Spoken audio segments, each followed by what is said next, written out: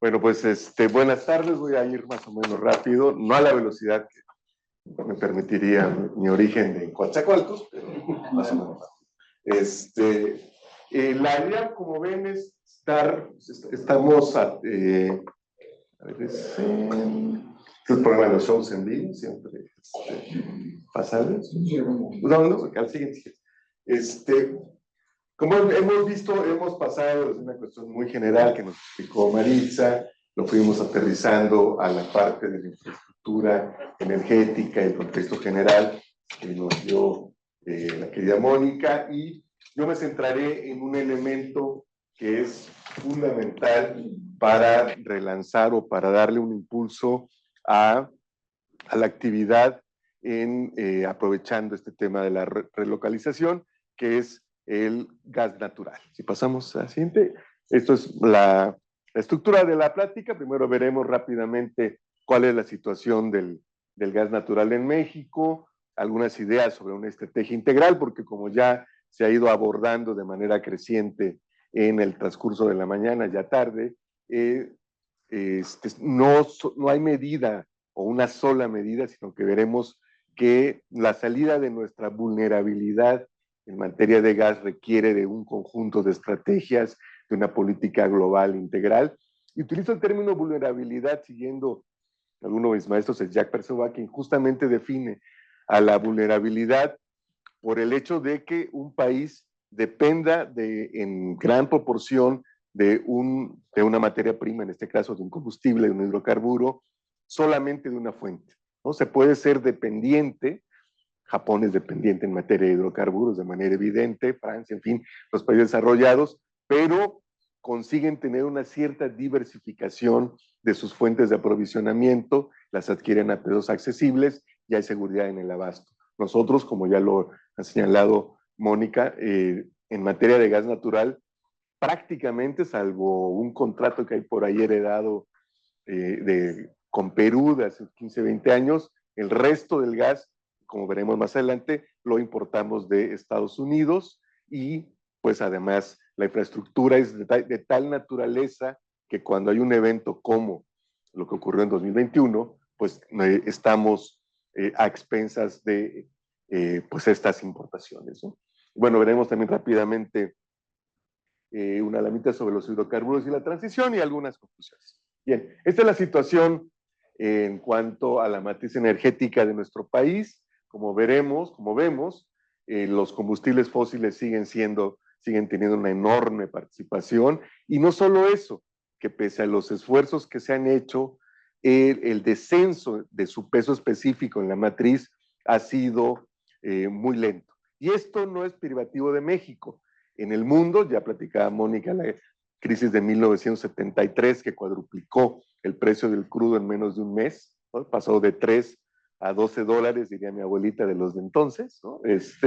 Y eso propició la creación de la Agencia Internacional de Energía, medidas de eficiencia energética en los países industrializados. Sin embargo, de 73 a 2023, en 50 años, el peso de los combustibles fósiles disminuyó 6 o 7 puntos porcentuales en la matriz mundial. ¿Por qué? Porque hay una cuestión, o muchísimas cuestiones que están ahí imbricadas, los senderos tecnológicos, los intereses económicos, el peso geopolítico de ciertas naciones. O sea, no es nada más una cuestión estrictamente de desarrollo tecnológico, sino que hay amplios elementos involucrados en todos estos procesos de transición.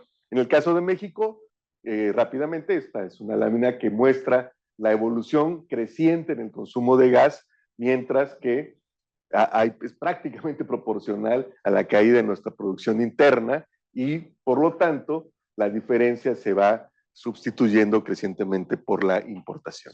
Esta es, ya lo mostró Mónica también, es cómo se utiliza el gas natural en nuestro país. Fundamentalmente es utilización en el sector eléctrico, el industrial y el petrolero, y en la parte eléctrica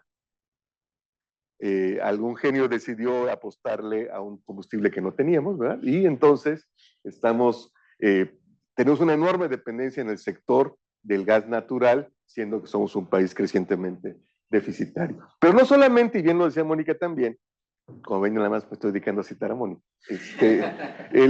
No es solo una cuestión del sector eléctrico, sino también del sector industrial.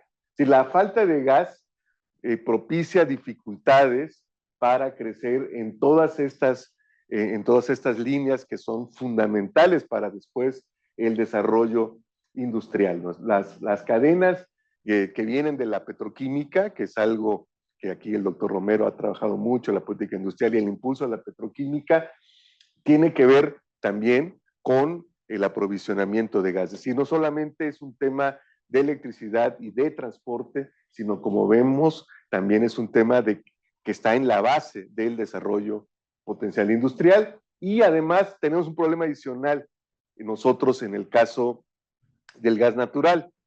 Otros genios decidieron, por la dependencia fiscal que tenemos, que veremos más adelante, del petróleo, hubo un proyecto de inyección de nitrógeno a finales del siglo XX que terminó provocando una gran contaminación en lo que fue nuestro gigante yacimiento de Cantarell. Y ahora, como pueden ver, tenemos que distinguir la producción neta de gas de la producción total, porque hay una gran proporción de nitrógeno en el gas que se produce en la sonda de Campeche, y es tal la proporción de nitrógeno que la capacidad térmica, el nitrógeno es un gas inerte, y entonces la capacidad térmica que se obtiene de ese gas mezclado con nitrógeno, ahora sí que no da ni la calidad de gas natural, ¿no? Es como cuando en México no había más que Padre Quino y nos decían que era vino tinto, más o menos. Más o menos eso pasa con cierto gas natural. Digo, no, el vino tinto y un Ribera del Duero, pues hay clases sociales, pues eso somos marxistas, pasamos. Entonces, esta es la producción de gas natural de petróleos mexicanos en el último año. Como veremos, hay un descenso. Si hubiéramos seguido estas barritas, esto es tomado el último reporte, veríamos que ha venido descendiendo. Después de que hubo un par de años en que se mejoró la producción, llegamos a 4.300 millones de pies cúbicos diarios. Ahora cayó a 3.731, se incrementó ligeramente hacia 3.749, pero esto es completamente insuficiente. Nuestro consumo lo vimos hace rato. ¿Qué significa esto? Que si vemos al país como un todo, importamos el 70% del gas natural que necesitamos. Si quitamos a Pemex del balance, importamos el 93%. ¿Por qué? Porque ya prácticamente Pemex está produciendo de autoconsumo, es decir, solo para sostener su producción petrolera y para sus procesos industriales que ni siquiera están trabajando de manera óptima, ¿no? Entonces, por eso es que recurro a esa definición que les comentaba Jack Perseguá, de que estamos en una situación de franca vulnerabilidad en materia de gas natural, de la cual, cierto, paradójicamente se habla menos de lo que deberíamos. Entonces, pasamos a la siguiente. Pues esta solo llamarla hacer poco el amor y desperdiciarlo en celos. Como ven, de lo que producimos, se quema prácticamente el 7%. Y llegamos a hace unos 6 años aproximadamente, se llegó a quemar el 12% de la producción total de gas natural. Es decir, todavía la norma en México es del 2%, es decir, estamos aproximadamente 3 veces y media más, quemando más que los estándares establecidos, y esto también pues reduce la disponibilidad de este combustible. Y bueno, tenemos que importarlo, y aquí vemos rápidamente la importación creciente, que es fundamentalmente por ducto, ¿no? Las importaciones, este es nuestro sistema principal de ductos, que como ven, pues todavía deja grandes áreas del país sin tener acceso al gas, fundamentalmente a los del sureste. Luego dan ganas de hacer una especie de frente separatista veracruzano, Francisco Gabilondo Soler, porque francamente, tanto. Y además tiene el problema de las interconexiones y la falta de redundancia, ¿no? O sea, no solamente es un sistema aún insuficiente, sino que también requiere todavía más infraestructura paralela. Bien, ¿qué podemos, según yo, plantear para como elementos constitutivos de una estrategia que busque ir reduciendo nuestra vulnerabilidad. Por supuesto, esto va a tomar años, no, aquí todo, y por eso es la primera medida o el primer elemento de esto es recuperar, o a lo mejor instaurar, una visión de largo plazo en nuestro país. Nosotros, quizás porque somos naciones muy jóvenes, ¿no? Ustedes recuerdan aquella famosa entrevista a Chu Enlai cuando le preguntaron cuál era la influencia de la Revolución Francesa en el mundo y dijo que todo era muy temprano para decirlo, ¿no? 200 años después.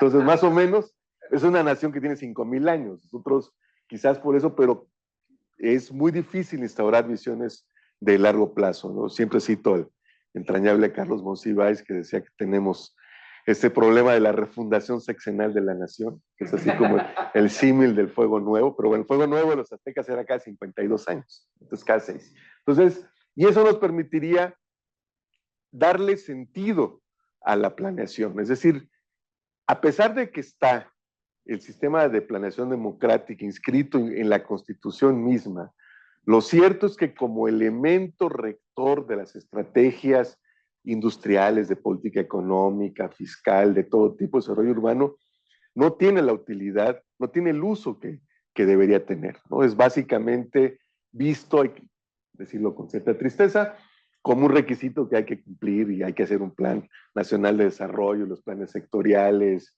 y ya, pero de la literatura no se pasa y esa perspectiva de largo plazo con un sistema de planeación en el cual sí se le pueda dar seguimiento a las medidas que están contenidas en él, determinar responsabilidades y demás, permitirían, entre otras cosas, insisto, por ejemplo, tener una política industrial de largo aliento. O sea, no hay una de mis críticas adyacentes a la reforma energética, siempre fue que se basaba en esta idea del rentismo desarrollista, que no ha funcionado en ningún lado, ¿no? Si se acuerdan, aquí veo caras amigas y que tienen muchos años en el sector, muchos de los argumentos a favor de la reforma era, pues el Estado no va a invertir nada, van a llegar, van a subir el riesgo, estiramos la mano y nos dan lana.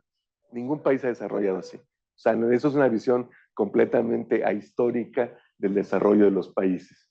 Los países se desarrollan cuando hay un papel, como ya se ha dicho en la mañana, y yo lo suscribo, activo del Estado, no solamente diseñando políticas, una política económica coherente, desde la ambiental, la de desarrollo, la social, en fin, sino también fortaleciendo la investigación científica y el desarrollo tecnológico.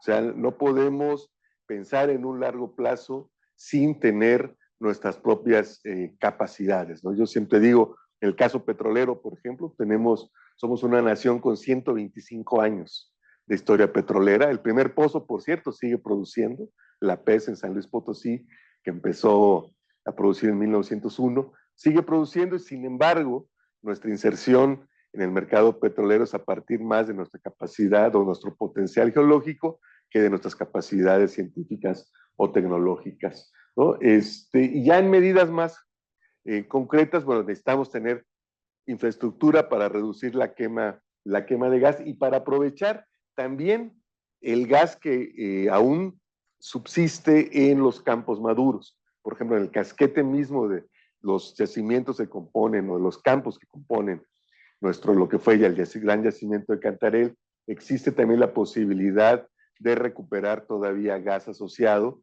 pero eso requiere también cierta inversión o bastante inversión.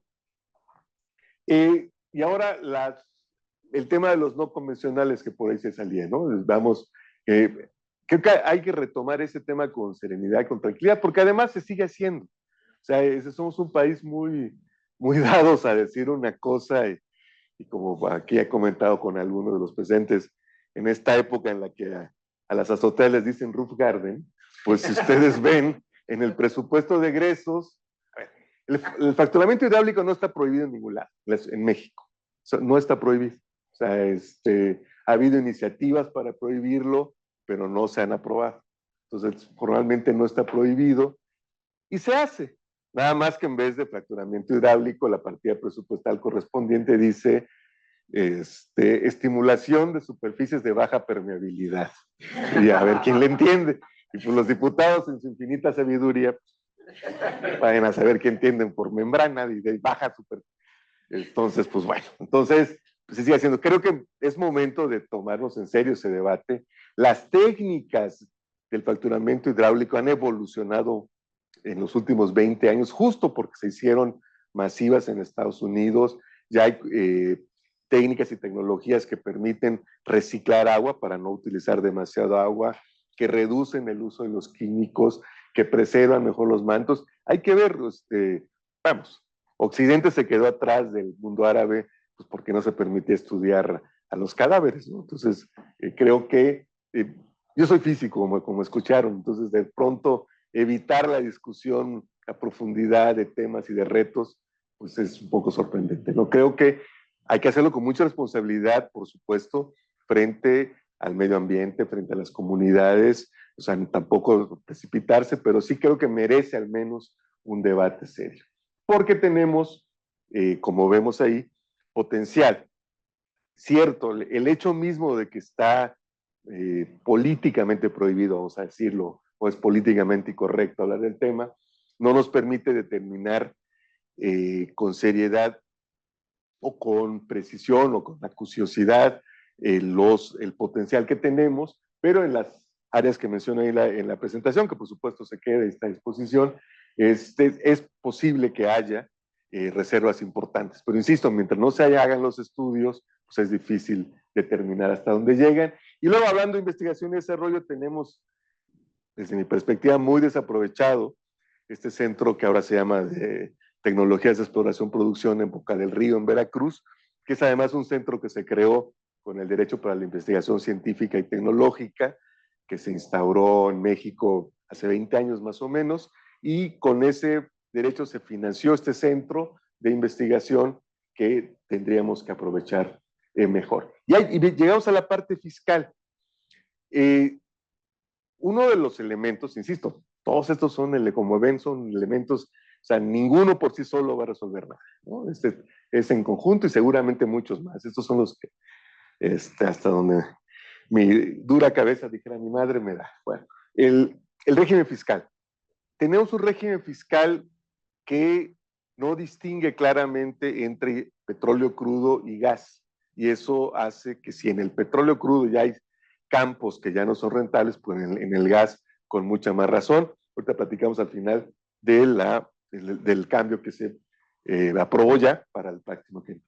¿Por qué es importante la parte fiscal? Bueno, vean, esta es la lámina en lo que va el siglo de Petróleos Mexicanos, que es nuestro principal operador, antes y después de impuestos. O sea, las barritas en azul son los resultados de Petróleos Mexicanos antes de impuestos y ya en rojo los resultados después de impuestos, ¿no?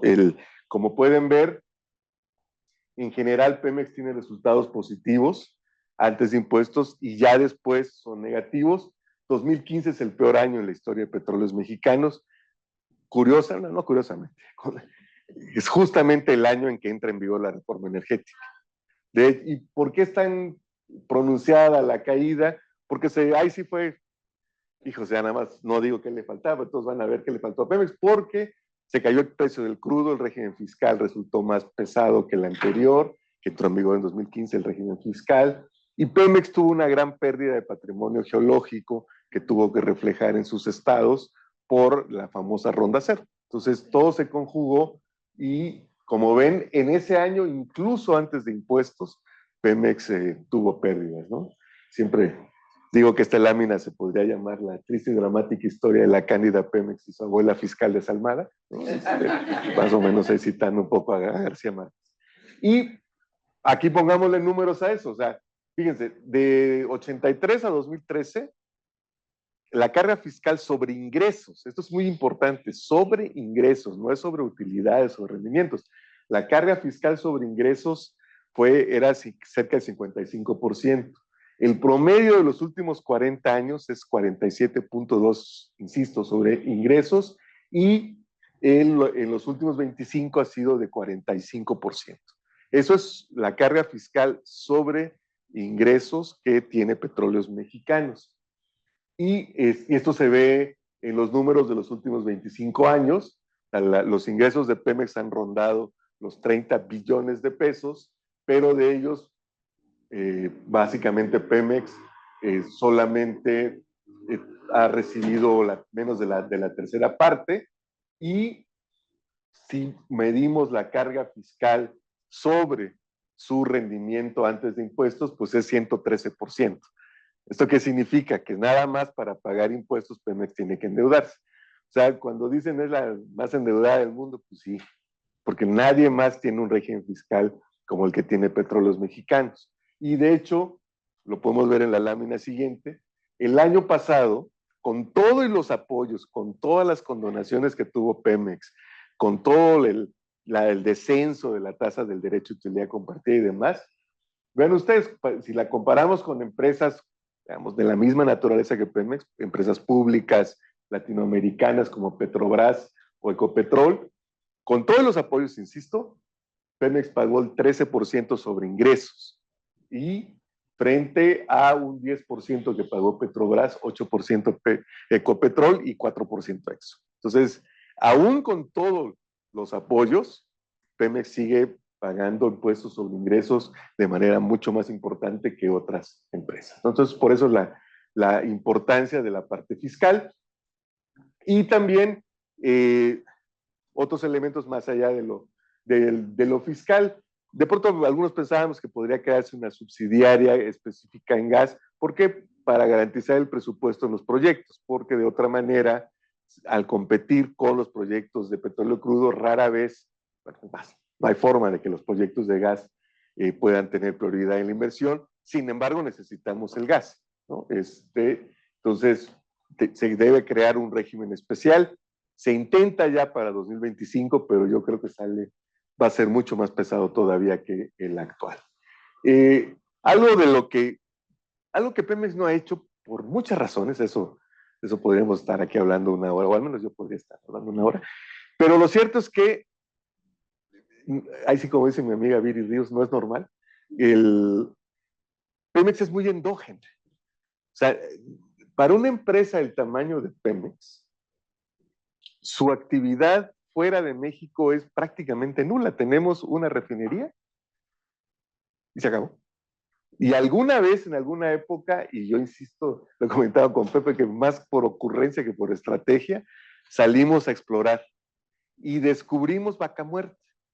La Vaca Muerta, el gran yacimiento de Argentina, fue descubierto por Mexpetrol, que fue una filial de Pemex creada en los años 80, estoy seguro que en una buena borrachera con Raúl Alfonsín, y se decidió ir a Argentina, se descubrió Vaca Muerta y se le vendió a Yacimientos Petrolíferos Fiscales. En esa época también salimos a explorar a Costa Rica, la India, sin tanto éxito, pero nada más. O sea, Pemex ha sido muy endógeno. No se necesitaba, éramos un país desde la expropiación hasta inicios de los años 70, fundamentalmente autosuficiente en petróleo crudo. Fuimos 2 años marginalmente importadores, 71-73, con la crisis, para nosotros fue boom, ¿no? Entonces se hizo rentable ir a Cantarell, nos volvimos potencia exportadora y nunca hemos tenido una estrategia internacional. Pero yo creo que pensando en el caso del gas, tendríamos que ir ideando una estrategia de tal. ¿Qué es lo que hacen las empresas públicas, sobre todo nacionales? Piensen ustedes, Eni está a punto de convertirse en la principal productora después de Pemex de petróleo en México, cuando se desarrollen tanto Sama como los bloques que tiene Eni por sí sola. Pues Eni es una empresa pública, italiana. No hay un crudo ni abajo del Coliseo Romano, ¿no? Pero Eni es una empresa muy eficiente, lo mismo Petronas, en fin.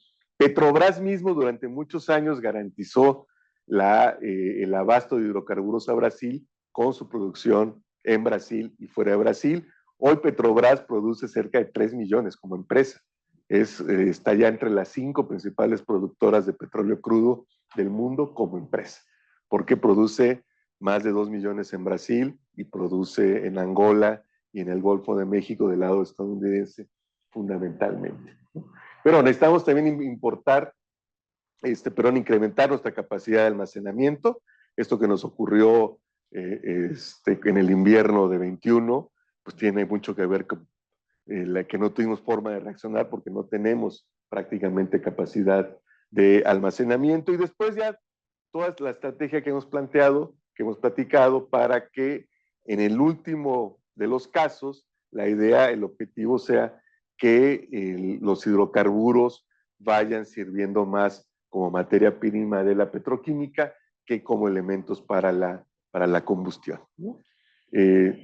Y ya en lo que tendría que ver estrictamente con la industria petrolera y la transición, pues hay algunas medidas o estrategias que podrían implementarse, como son todos estos proyectos de captura y secuestro de carbono, en los cuales todavía como país somos muy incipientes, en el mundo se han ido desarrollando, lo que ya hablábamos de los hidrocarburos más como materia prima que como combustibles.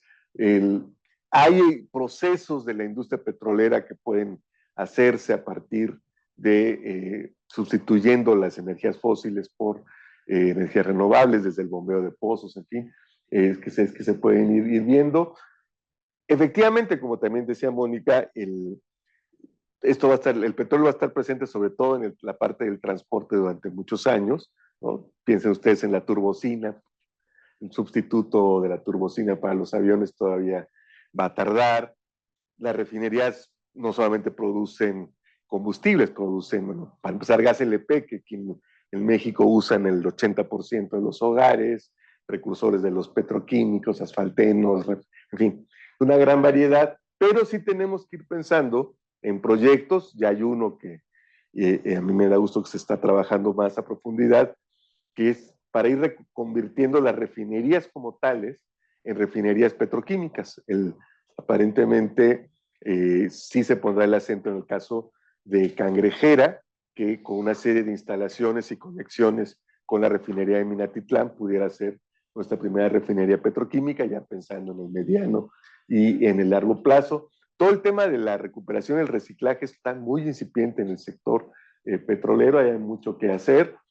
El combustóleo, los proyectos que están por concluir en la planta coquizadora de Tula, todavía tardará la de Salina Cruz, pero van en el sentido de disminuir la producción de combustóleo, cuyo mercado es cada vez más pequeño, y bueno, lo que ya hablamos de la quema de gas. Y luego está finalmente la parte que también ya se ha platicado de ir reduciendo del lado de la demanda, la parte de los combustibles, que tendría que haber una cuestión fiscal. Miren, en 2022, para que los precios de la gasolina no aumentaran en términos reales, se destinaron 400,000 millones de pesos.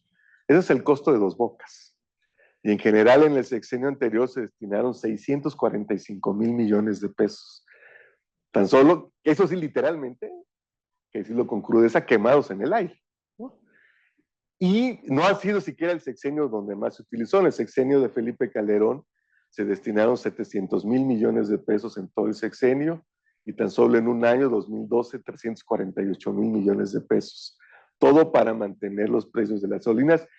Ese es un subsidio tremendamente regresivo, que además, como ven en esta gráfica, tampoco tiene grandes efectos sobre la inflación, y simplemente creo que es momento, una de las, vamos, la transición energética no va a ser posible si no se asume socialmente, porque no solamente es una cuestión de cambiar los sistemas de producción, sino también los patrones de consumo, y eso es fundamental. Pasamos a la siguiente. Pues ya solo para terminar, diría esta que tenemos que terminar de desconectar los ingresos petroleros de nuestras finanzas públicas.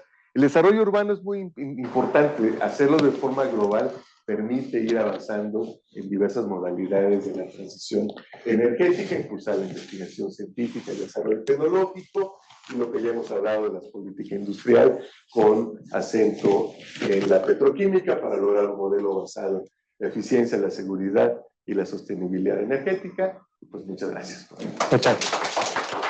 Muchas gracias, Lirio. Dos preguntas, son varias. Bueno, vamos con nuestra compañera de país y después vamos contigo. Y no sé, adelante, por favor. Doctor, ¿cómo está?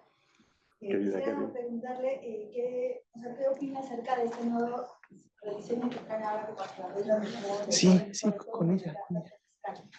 Este nuevo impuesto que se quiere implementar, que va a ser del 30% y el 11 para el gas natural, ¿sí ayudaría a aliviar algo para el abultado de pasivos que tiene? Y si se puede hacer también recorte de filiales que quieren hacer, y recorte, es muy ambicioso el plan, pero creo que cuál es su perspectiva para este sexenio. Pues la verdad es que a mí me sorprende porque el régimen fiscal que se va a aplicar, pues ya se aprobó. Uno se insistió en la idea de ponerlo en la ley de ingresos. O sea, la ley de ingresos sobre hidrocarburos, que es la ley donde está el régimen fiscal, llamémoslo permanente, ese no se ha tocado. Y se hace este régimen a partir de la ley de ingresos. Sin embargo, la tasa de 30 no es fija. Hay un pequeño algoritmo ahí que lo que hace va a ser suavizar cuando los precios no alcancen los 57.80. Se fijó una formulita hasta 57.80, que es el precio con el que se estima el presupuesto, y otra formulita cuando lo rebase. Un poco la hace un poquito más suave, digamos, no tan regresiva como actualmente. Sin embargo, se eliminan las deducciones. Y entonces ahora sí van a ser sobre ingresos totales. De manera que yo no veo cómo va a aliviar la carga fiscal de Pemex. Creo que no, va a aumentar. Piensen, por ejemplo, en los condensados. Hoy producimos más de 250,000 barriles diarios de condensados. Hoy los condensados se pueden deducir al 80% su valor. No se va a deducir nada de la energía. Supongamos que los condensados se vendieran a $10 por barril. Hoy el 30% aplica a $2, porque es el 80% lo que es deducible. El año que entra va a aplicar a los 10, no hay deducción. Entonces, eso creo que creo que ahí va a haber que revisar en su momento. Espero que haya una revisión ya ahora sí global, integral del régimen, para que efectivamente sea muy ligero. Y bueno, prácticamente todas las grandes empresas petroleras del mundo son empresas integradas. La separación de Pemex en el corporativo y 4 subsidiarias en 1992, que fue la lógica que se retomó y después en la reforma de 2013-2014, con una virtud sobre el caso CFE, que fue que el Consejo de Pemex puede decidir. Eso, si recuerdan, Pemex surge con 7 subsidiarias después de la reforma y se ha ido reduciendo, ahora solamente hay 3 subsidiarias. Entonces, ese es un proceso correcto. Insisto, las grandes petroleras así están. Lo importante es no perder la capacidad de identificar la generación de costos, que al final del día eso es lo que permite conocer qué eslabones son los más rentables. Vamos conmigo y después contigo. Hola, solo una otra cuestión. Tenemos una. México encontró vaca muerta en Argentina, ¿Sí? ¿La dejó ir? Era nuestra, la teníamos, la dejamos ir, dijera el perro. Milei acaba de hablar una importante, de cerrar un trato muy fuerte. Como está gobernando Milei, es una gran carta a cambio de una inversión y de trabajar vaca muerta. Sí, porque además Vaca Muerta no solamente se ha revelado como el mayor yacimiento de gas de América del Sur, sino que va a producir 400,000 barriles diarios ya de crudo. Entonces, el punto fue en Vaca Muerta, reiteraría, es que no fue parte de una estrategia. Fue un acto, si no lo queremos llamar ocurrencia, coyuntural, una decisión coyuntural puntual. Muy bien. Muy bien. Compañera, vamos contigo y luego tenemos una en línea. Adelante. No, insistiendo un poco en la parte fiscal, decía dentro de lo que estaba ahorita mencionando que abandono de la dependencia fiscal del petróleo, ¿cómo hacerlo? Pero también en un contexto en el que justo los ingresos petroleros están registrando caídas, ¿no? Creo que el último reporte de finanzas de Hacienda marcaba alrededor de 59% anual, una caída de 59% en los ingresos petroleros. O sea, ¿cómo hacerlo en este contexto y cuál sería como lo menos doloroso para las finanzas del país? Porque incluso si quisieran como de alguna manera sopesables con los ingresos fiscales tal cual, no alcanzaría, o sea, sí son mayores, pero creo que todavía quedaría ahí un boquete. Sí, bueno, ese es justo el reto. La caída en los ingresos a ver, estructuralmente no ha habido grandes cambios, pero ciertamente el peso de los ingresos petroleros sobre los ingresos totales ha caído, pero como resultado de estas condonaciones y diferimientos, digamos, que son medidas estrictamente coyunturales. Por eso lo que hace falta es esta revisión integral de todo el esquema fiscal, ¿no? Para que esto pudiera ser, yo diría, más o menos lo normal. Como vimos, a pesar de esa caída, a pesar de esos apoyos, Pemex sigue pagando más sobre ingresos que Ecopetrol o Petrobras, y ya no digamos Exxon o demás. Muy bien, tenemos una No, nada más era justo eso, perdón. Entonces, este derecho petrolero para el bienestar es como una forma de poder lograr lo que propone. No. Yo digo que es un intento, pero que tiene para mí el defecto de que elimina deducciones, con lo cual aumenta la base gravable, y por lo tanto, cuando Hacienda dice que es inocuo, yo lo que supongo es que compararon con el 54% de la tasa del derecho de utilidad compartida que está en la ley de ingresos sobre hidrocarburos, porque es imposible que sea inocuo frente al 30% vigente este año, también producto de la ley de ingresos para este ejercicio fiscal, por la simple y sencilla razón de que es fundamentalmente la misma tasa, pero la base gravable del año que entra va a ser mucho mayor. Muy bien, tenemos dos en línea, por favor, Rodolfo. Listo, Carla. Hola, Adelante, Carla. hola, muy buenas tardes. Muchísimas gracias. La verdad, creo que es tanto de Maritza y Fluvio, muchísimas gracias, conocedoras. Creo que nos dejan un panorama muy claro desde mi punto de vista. Maritza nos hablaba de tratar de buscar esta dinámica regional homogénea, ¿no? La palabra disruptivo lo usó mucho y me gustó mucho cómo la utilizó. ¿Por qué? Pues porque necesitamos disminuir esta brecha que sabemos que existe entre centro-norte con el sur-sureste. Entonces hablábamos y hacíamos hincapié, y ahorita voy a ir rapidísimo retomando esto porque tiene todo sentido para finalizar con lo que dijo Fluvio. Hablábamos del corredor interoceánico, que es este proyecto, pues en teoría debe ser un proyecto insignia, ¿no? Que debe tener una continuidad, ¿no? ¿Por qué? Pues porque obviamente nos va a colocar en una posición tanto a nivel nacional, regional e internacional, hablando comercialmente para la atracción de inversiones, ¿no? Pero los polos de desarrollo es muy importante, y hablando del tema energético, cómo poder explotarlos y desarrollarlos. Si es necesario, por ejemplo, tener esta estrategia energética, ¿no? Si estamos hablando exactamente del proyecto del corredor interoceánico, es necesario tener la estrategia energética para poder atraer más inversiones. Por ahí alguien preguntó lo de las vocaciones. El CID sí tiene vocaciones productivas, están enumeradas. Yo le puedo decir que es en electrónica, si es automotriz y autopartes, incluso se incluyen dispositivos médicos, farmacéuticos, agroindustria. Creo que esos son los top 5 que tienen las vocaciones del corredor interoceánico.